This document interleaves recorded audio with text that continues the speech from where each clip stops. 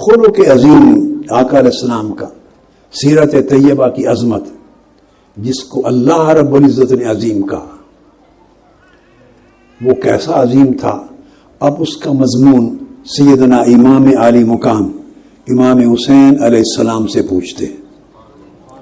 امام ترمذی نے شمائل ترمذی میں اس کو بیان کیا ہے، امام طبرانی نے معجم الکبیر میں، ابن حبان نے اپنی ثقات میں، بہقی نے شعب الایمان میں، اور ابن سعد نے طبقات کبریٰ میں، کہ سیدنا امام حسین علیہ السلام فرماتے ہیں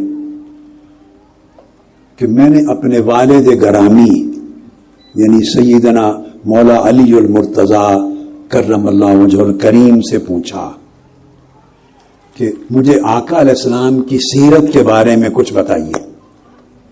امام حسین پوچھتے ہیں سیدنا علی المرتضیٰ کرم اللہ وجہ الکریم سے۔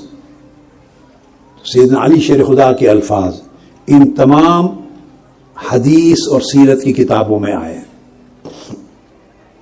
آپ فرماتے ہیں کان رسول اللہ صلی اللہ علیہ وسلم دائم البشر سہل الخلق لین الجانب۔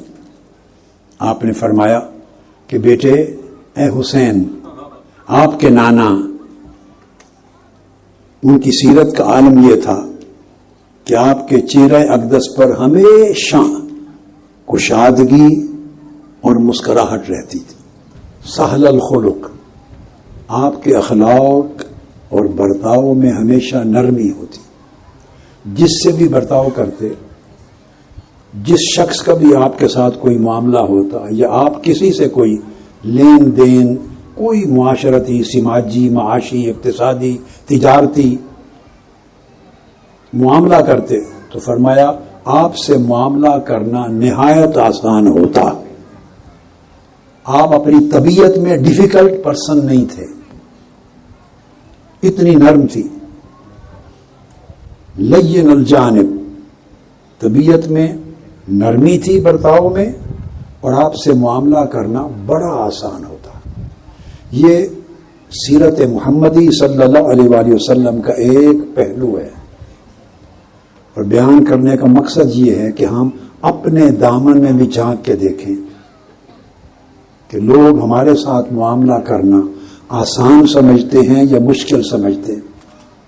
اگر آپ کے ساتھ معاملہ ہو کسی کا، کاروبار کا، تجارت کا، لین دین کا، وعظ و تبلیغ کا، تعلیم و تربیت کا، رشتہ داروں کا، پڑوسیوں کا، دوست احباب کا، تنظیمی ساتھیوں کا، معاشرے کے کسی فرد کا، کسی بھی اینگل سے، اور وہ مشکل محسوس کرے آپ سے ڈیل کرنا، گھبرائے، تو اس کا مطلب ہے آپ سیرت نبوی کی راہ پہ نہیں ہیں۔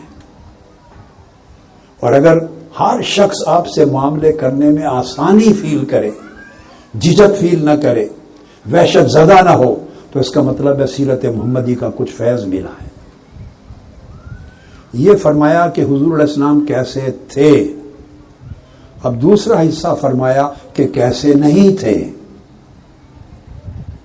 الفاظ آپ نے استعمال کیے، لیس بفظ ولا غلیظ ولا سخاب ولا فحاش ولا عیاب ولا مشاح، کہ حضور علیہ الصلوۃ والسلام مزاج کے اعتبار سے اس میں کوئی سختی نہ تھی، مزاج میں نرمی تھی، اور دل میں بھی کوئی سختی نہیں تھی، سخت دل نہیں تھے، بڑے نرم دل تھے، دل میں نرمی، ملائمت تھی، اور نہ آپ کی آواز میں سختی تھی۔ اب آپ دیکھیے، مزاج میں بھی سختی نہیں، دل میں بھی سختی نہیں، اور مزاج اور برتاؤ میں بھی سختی نہیں، اور کلام اور گفتگو میں بھی سختی نہیں، زندگی کے ہر گوشے میں نرمی ہی نرمی ہے، شفقت ہی شفقت ہے، لطافت ہی لطافت ہے۔ یہ سیدنا مولا علی المرتضیٰ نقشہ کھینچ رہے ہیں آقا علیہ السلام کی سیرت کا، اور فرمایا ہم نے کبھی زندگی میں آقا علیہ السلام کو کسی سے سخت کلامی کرتے نہیں دیکھا۔ اور پھر ان کی سیرت کا ایک پہلو یہ تھا کہ ہزار عیب ہوں لوگوں میں، مگر وہ عیب جو نہ تھے، کسی کی زندگی میں عیب تلاش نہیں کرتے تھے، ان کی نگاہ لوگوں کے عیبوں پر نہیں پڑتی تھی، عیب جو بھی نہ تھے اور بخیل بھی نہ تھے، سخی تھے۔ طبیعت کے بھی سخی، ہاتھ کے بھی سخی، دل کے بھی سخی، مزاج کے بھی سخی.